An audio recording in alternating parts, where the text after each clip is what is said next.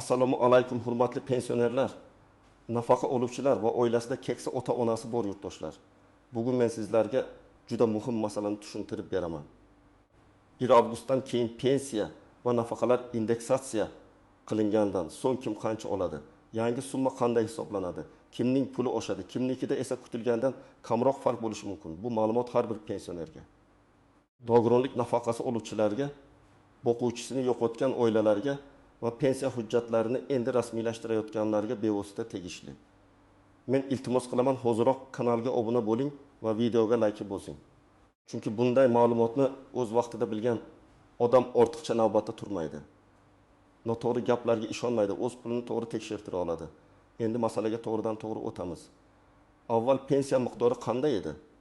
Oddiy qilib aytsam, har bir pensionerning oylik to'lovi bir xil bo'lmaydi. Kimdir yoshga doir pensiya oladi, kimdir nogironlik pensiyasi oladi, kimdir boquvchisini yo'qotganlik bo'yicha to'lov oladi. Yana alohida ijtimoiy nafaqalar bor.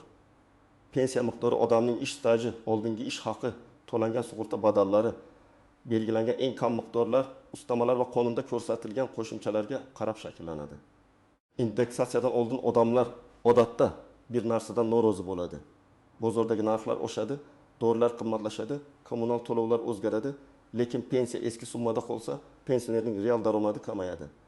Masalan, odam 1 million 200 ming so'm pensiya olsa, lekin bir yil ichida oziq-ovqat, dori-darmon va xizmatlar sezilarli qimmatlashsa, u pul qog'ozda o'sha bo'lib turgani bilan amalda kamroq narsaga yetadi. Indeksatsiyaning asosiy maqsadi mana shu yo'qotishni qisman qoplashdir. Endi nima o'zgardi? 1 avgustdan indeksatsiya qo'llangandan keyin pensiya va ayrim nafaqalar belgilangan foiz yoki belgilangan tartib asosida oshiriladi. Bu yerda eng muhim nuqta shuki, hammaning qo'liga bir xil qo'shimcha pul tushmaydi. Kimning pensiyasi katta bo'lsa, foizli oshishda uning qo'shimcha summasi ham kattaroq ko'rinadi. Kim minimal miqdor atrofida olayotgan bo'lsa, u odam uchun eng kam pensiya, eng kam nafaqa yoki bazaviy hisob-kitob miqdorlariga bog'liq o'zgarishlar muhim bo'ladi. Men ko'p uchratadigan xato fikr bor. Indeksatsiya bo'lsa, hamma pensionerga bir xil 1 ming yoki 200 ming so'm qo'shilar ekan deb o'ylashadi. Bu har doim ham to'g'ri emas. Agar oshirish foiz bilan bo'lsa, hisob-kitob shaxsiy summadan chiqadi. Agar alohida toifa uchun minimal kafolat oshirilsa, unda past pensiya oluvchilarda farq boshqacha bo'ladi. Shuning uchun men bugun sizga faqat pul oshadi deb umumiy gapirmayman, balki qanday tekshirish, qaysi holatda qancha farq bo'lishi mumkinligini tushuntiraman. Avvalo, kimlar e'tiborli bo'lishi kerak? Birinchi navbatda yoshga doir pensiya oluvchilar. Agar siz yillar davomida ishlagan bo'lsangiz, stajingiz hisoblangan bo'lsa, hozir pensiya jamg'armasi orqali oylik pensiya olayotgan bo'lsangiz, indeksatsiyadan keyingi yangi summa sizga tegishli bo'ladi. Bunda sizning eski pensiyangiz asos qilib olinadi va yangilangan tartib bo'yicha qayta hisoblanadi. Ikkinchi guruh nogironlik pensiyasi va nogironlik nafaqasi oluvchilar. Bu toifadagi fuqarolarda guruh mehnat faoliyati, nogironlik sababi va hujjat muddati muhim ahamiyatga ega. Masalan, birinchi guruh nogironligi bor fuqaro bilan uchinchi guruh nogironligi bor fuqaroning to'lovi bir xil bo'lmasligi mumkin. Indeksatsiya qilinganda ham har birining amaldagi summasi va toifa bo'yicha belgilangan kafolatlari alohida hisobga olinadi. Uchinchi guruh boquvchisini yo'qotganlik bo'yicha pensiya yoki nafaqa olayotgan oilalar. Bunda bolalar soni, boquvchining ish staji, oila a'zolarining huquqi va hujjatlarining amalda bo'lishi muhim. Ko'pincha bunday oilalarda bitta bolaga qancha, ikkita bolaga qancha bo'ladi degan savol ko'p beriladi. Javob shuki, o'sish umumiy summa va huquqli oila a'zolari soniga bog'liq bo'lishi mumkin. Endi oddiy misollar bilan tushuntiraman. Faraz qilaylik, pensioner opa indeksatsiyadan oldin 1 million 100 ming so'm pensiya olayotgan edi. Agar oshirish 10% tartibida qo'llansa, uning pensiyasiga taxminan 10 ming so'm qo'shiladi va yangi miqdor 1 million 2 ming so'm atrofida bo'ladi.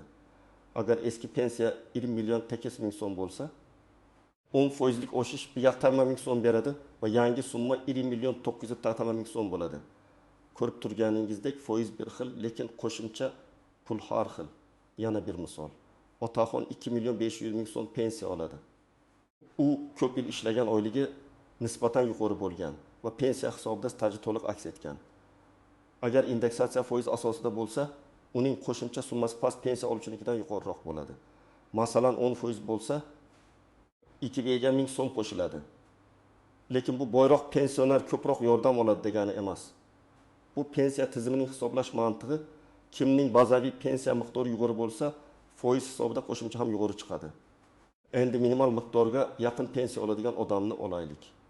Masalan, bir ayolning ish staji kamroq ba'zi yillari hujjatda ko'rinmagan, ayrim davrlar tasdiqlanmagan.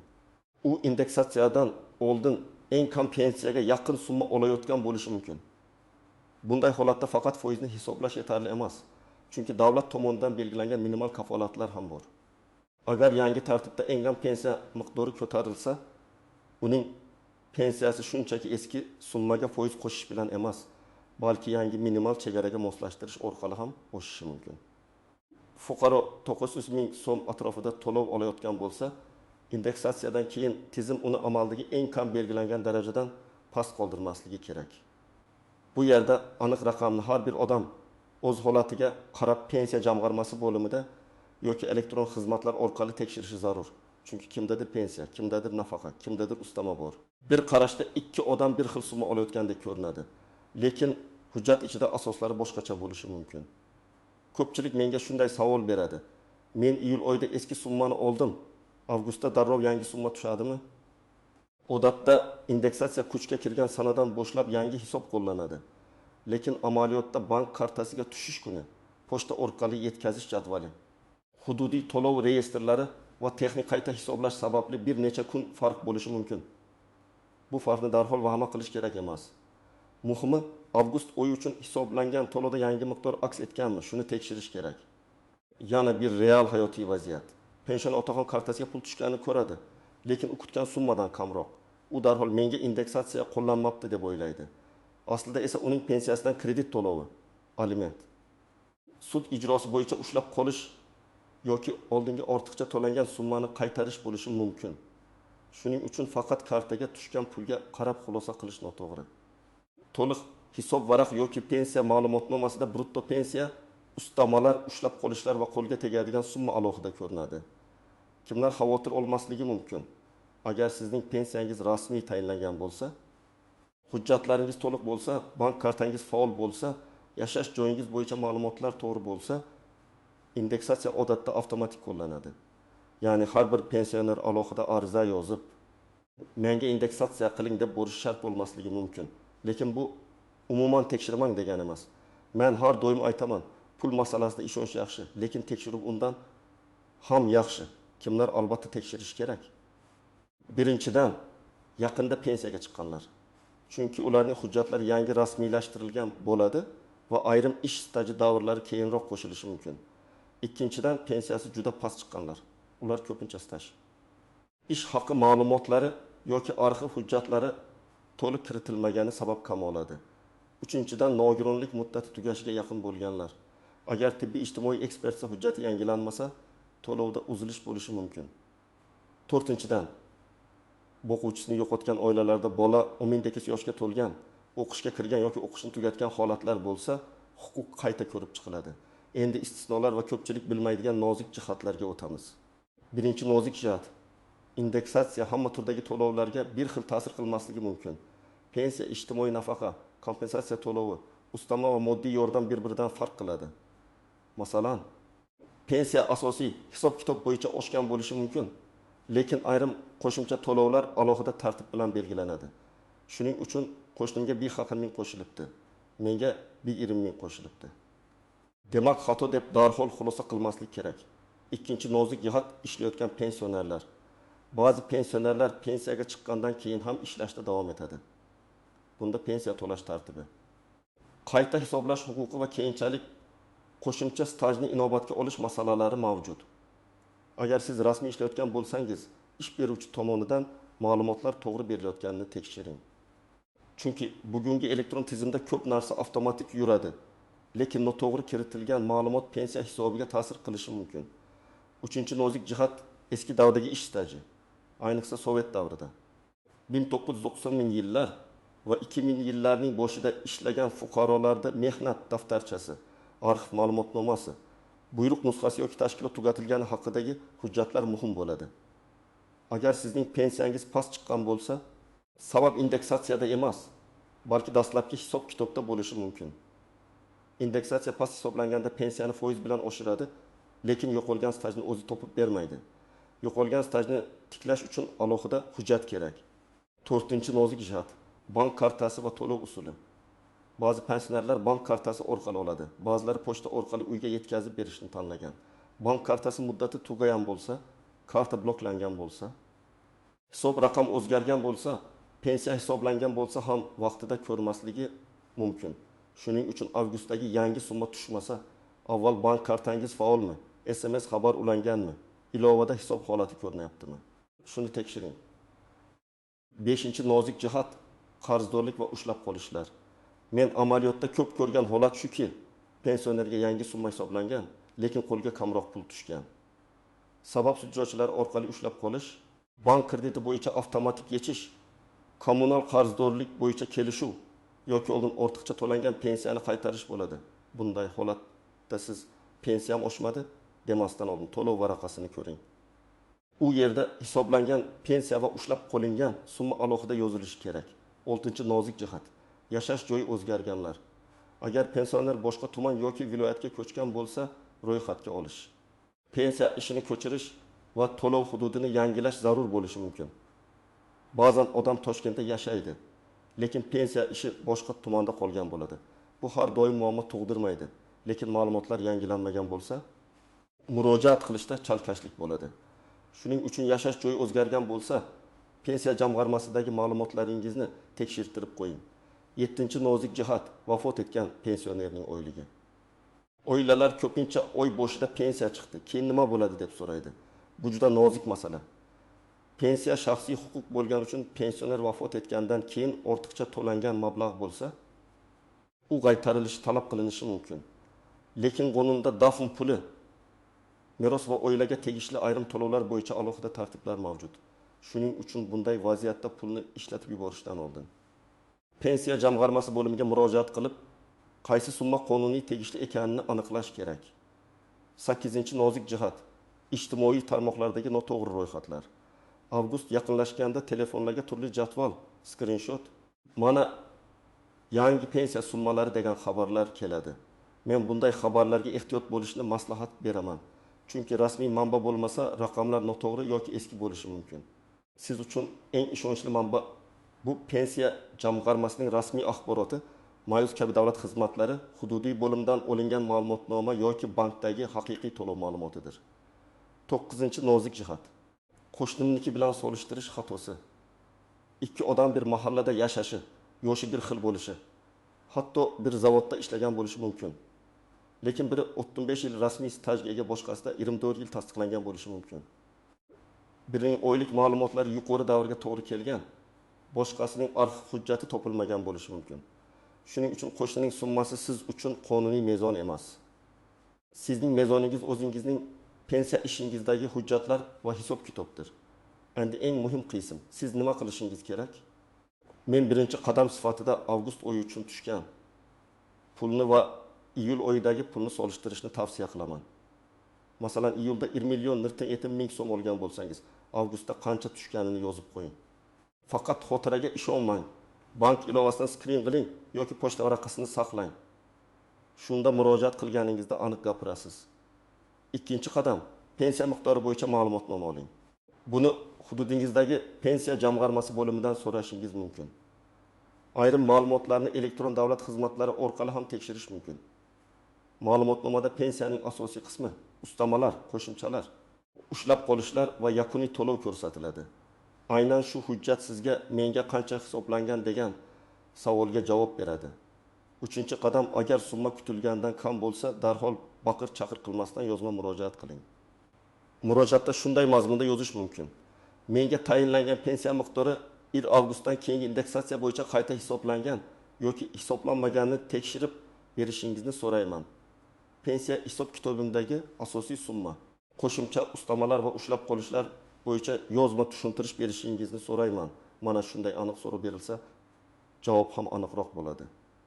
4-qadam, hujjatlaringizni tayyorlab qo'ying. Odatda pasport yoki ID karta, pensiya guvohnomasi, bank kartasi rekvizitlari, mehnat daftarchasi, arxiv ma'lumotnomalari, nogironlik bo'yicha tibbiy ijtimoiy ekspertiza hujjati, o'quvchisini yo'qotganlik holatda tug'ilganlik guvohnomalari va o'qish joyidan ma'lumotnoma kerak bo'lishi mumkin. Har bir vaziyatda ro'yxat farq qiladi, lekin asosiy qoida bitta, og'zaki gap emas, hujjat ishlaydi. 5-qadam. Ish stajingizni alohida tekshiring. Agar siz men 35 yil ishlaganman, lekin pensiyam juda kam desangiz, savol tug'iladi. Shu 35 yilning hammasi hujjat bilan tasdiqlanganmi? Mehnat daftarchasida muhrlar aniqmi? Tashkilot nomi o'zgargan bo'lsa, voris tashkilot bormi? Arkada buyruq nusxasi bormi? Ba'zan bitta 2 yil emas, 8-10 yil staj hisobga olinmay qoladi. Bu esa pensiya miqdoriga indeksatsiyadan ham ko'proq ta'sir qilishi mumkin. 6-qadam. Agar siz nogironlik nafaqasi yoki pensiyasi olsangiz, hujjat muddati tugash sanasini tekshiring. Ba'zi odamlar pul tushmay qoldi deb hayron bo'ladi. Keyin ma'lum bo'ladiki, ekspertiza muddati tugagan. Agar nogironlik muddatsiz belgilangan bo'lsa, boshqa masala. Lekin muddatli bo'lsa, qayta ko'rikdan o'tish kechiksa, to'lovda uzilish paydo bo'lishi mumkin. Buni avgustdagi indeksatsiyaga aralashtirmaslik kerak. 7-qadam. Farzandi o'qiyotgan o'quvchisini yo'qotgan oilalar o'qish joyidan ma'lumotnomani yangilab turishi kerak. Bola 10 yoshdan oshgan bo'lsa, kunduzgi ta'limda o'qiyotgan tasdiqlanishi muhim. Agar ma'lumotnoma vaqtida berilmasa, to'lov to'xtatilishi yoki qayta ko'rib chiqilishi mumkin. Keyin odam indeksatsiyadan keyin pulim kamaydi deb o'ylaydi. Aslida sabab huquqini tasdiqlovchi hujjat yangilanmagan bo'ladi. 8-qadam. Rasmiy javob olmasdan turib, bo'stachilarga pul berman. Pensiyangizni oshirib beraman, arxivni to'pib beraman. Indeksatsiyani tezlashtiraman degan odamlar chiqishi mumkin. Pensiya qayta hisoblash qonuniy hujjatlar asosida amalga oshiriladi. Agar hujjatingiz to'g'ri bo'lsa, siz buni rasmiy tartibda qila olasiz. Agar hujjat yo'q bo'lsa, hech kim sirli tarzda qonuniy pensiya yaratib bermaydi. Shubhali takliflardan ehtiyot bo'ling. 9-qadam. Murojaatni og'zaki qoldirmang. Bo'limga borganingizda faqat bir qarab bering deb ketmang. Yozma ariza topshiring yoki elektron murojaat yuboring. Arizangiz ro'yxatga olinganiga ishonch hosil qiling. Javob muddati bor. Javob yozma bo'lsa, keyingi bosqichda undan foydalanishingiz mumkin. Agar xatolik aniqlansa, qayta hisoblash va kam to'langan summani to'lash masalasi ham ko'rib chiqiladi. 10-qadam. Oila a'zolaringizdan yordam so'rang. Keksa ota-onalar ko'pincha telefon ilovasidan, elektron xizmatlardan yoki hujjat yuklashdan qiynaladi. Farzandlar, nevaralar, yaqinlar bu jarayonda yordam berishi kerak. Lekin men shuni ham aytaman, pensionerning shaxsiy ma'lumotlari, bank kartasi kodi va SMS tasdiqlash raqamlari begona odamga berilmasin. Yordam berish boshqa, moliyaviy ma'lumotni nazoratsiz topshirish boshqa. Endi yangi summani qanday taxminiy hisoblash mumkin? Eng oddiy usul. Eski pensiya miqdorini oling va e'lon qilingan indeksatsiya foiziga ko'paytiring. Masalan, eski pensiya 1.600.000 so'm bo'lsa, oshirish 10% bo'lsa, 1.600.000 so'm qo'shimcha chiqadi. Yangi summa 1.706.000 so'm bo'ladi. Agar 2% bo'lsa, 192.000 so'm qo'shiladi va 1.792.000 so'm bo'ladi. Lekin yana takrorlayman, bu taxminiy hisob. Yakuniy summa ustama minimal kafolat. Ushlab qolish va pensiya turiga qarab farq qilishi mumkin. Agar eski pensiya 2.200.000 so'm bo'lsa, 10%lik oshish 220.000 so'm beradi. Yangi hisob 2.420.000 so'm bo'ladi. Agar odamda 100.000 so'mlik alohida ustama bo'lsa va bu ustama indeksatsiya qilinmaydigan turdagi to'lov bo'lsa, umumiy qo'lga tegadigan summa siz kutgan formuladan biroz farq qilishi mumkin. Shuning uchun har bir satrni alohida ko'rish kerak. Asosiy pensiya qancha, ustama qancha, kompensatsiya qancha, ushlab qolish qancha. Past pensiya oluvchilar uchun yana bir misol. Fuqaro tekidus e'timin 1000 so'm olayotgan bo'lsin. Agar oddiy foiz bilan hisoblasak, 10% da 25.000 so'm qo'shiladi va 935.000 so'm bo'ladi.